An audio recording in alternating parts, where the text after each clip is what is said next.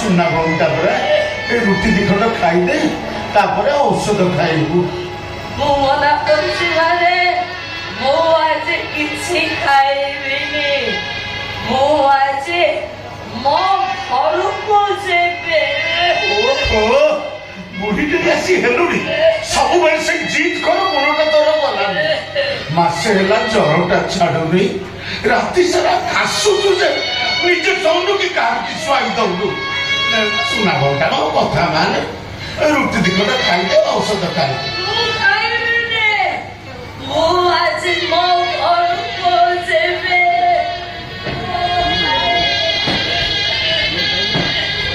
मो घर को जेबे आज आई की घर कथा होतु से घरे तोर किए अछि से घरे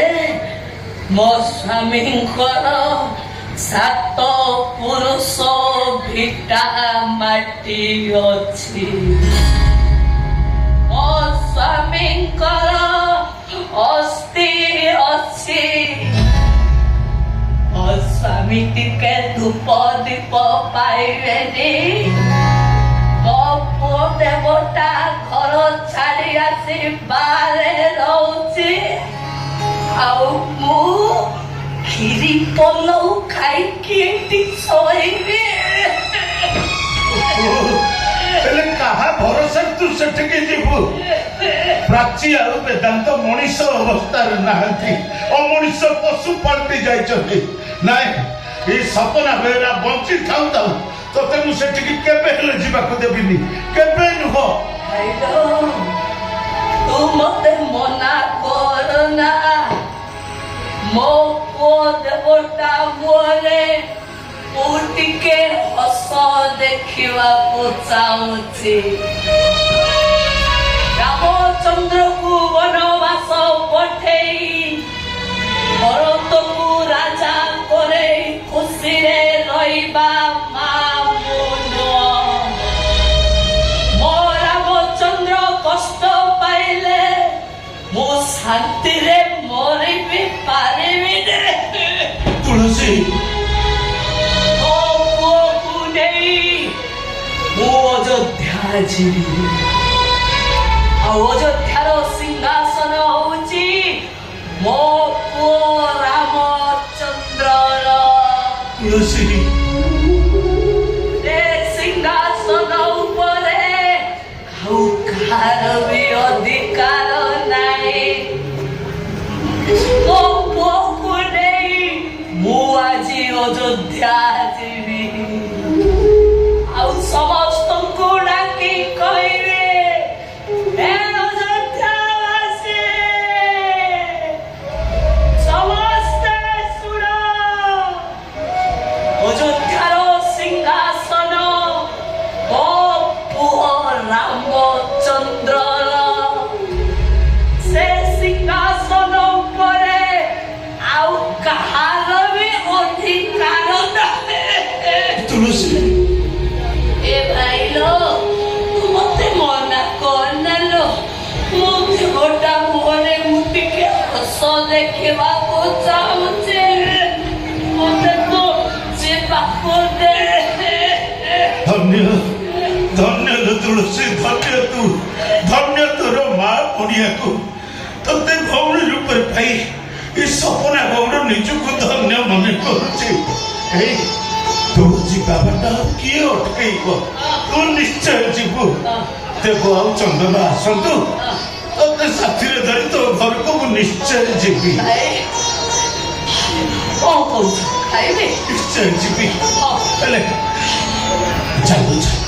आप रुटी दिखंड खाई दे तापर औषध खाई काले रुटी दिखंड खाई दे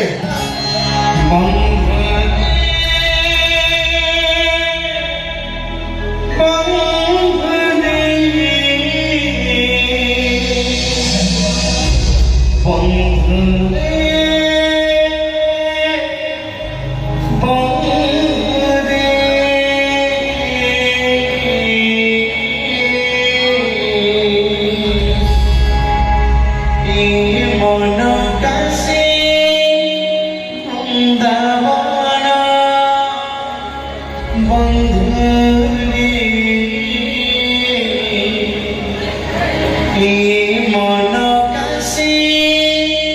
বৃন্দাবন মন কাশী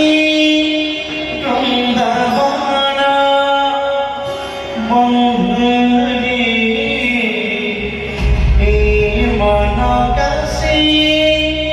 বৃন্দাবন ପିଲାଟି ଦିନରୁ ଏତେ ଜିଦଖୋର ହେଇଯାଇଛି ଯେ ଯେତେ ବୁଝେଇଲେ ବୁଝିବନି ଯାହା ବୁଝିଥବ ସେଇଆ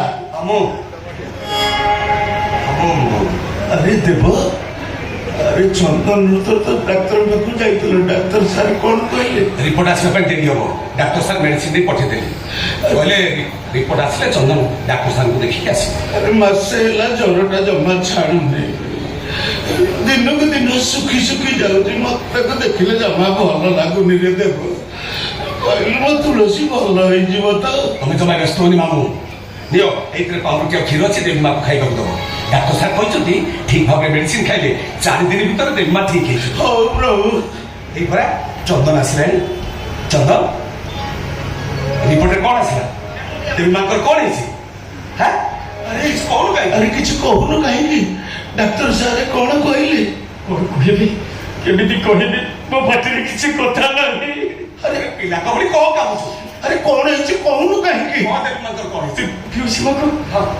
ମାକୁ ବ୍ଲଡ କ୍ୟାନ୍ସର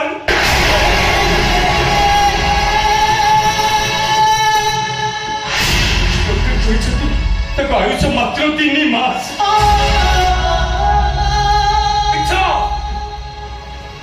ମିଛ କହୁଛୁ ତୁ ମୁଁ ଯିବି ଡାକ୍ତର ସାର୍ଙ୍କୁ ପଚାରିବି ତୁ ମିଛ କହୁଛୁ ନାଇଁ କିଛି ଲାଭ ହବନି ମୁଁ ବଡ ବଡ ହେମୋଟୋଲୋଜି ଡକ୍ଟରଙ୍କ ସହିତ କଥା ହେବି ସମସ୍ତଙ୍କର ସେଇ ଗୋଟିଏ କଥା ପିଉସୀ ମାଙ୍କର ଏଇଟା ଲାଷ୍ଟ ଷ୍ଟେଜ ତାକୁ ଆୟୁଷ ମାତ୍ର 3 ମାସ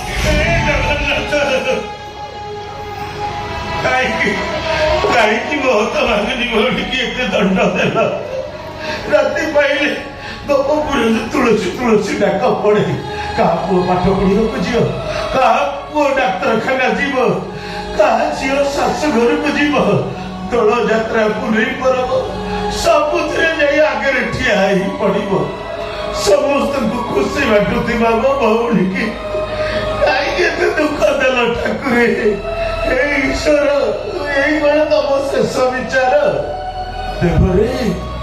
ମୋ ତୁଳସୀ ଭାଗ୍ୟରେ ଆଉ ସୁଖ ନାହିଁ ରେ ସୁଖ ଆଉ ଫେରିବନି ମାମୁଁ ସୁଖ ଆଉ ଫେରିବନି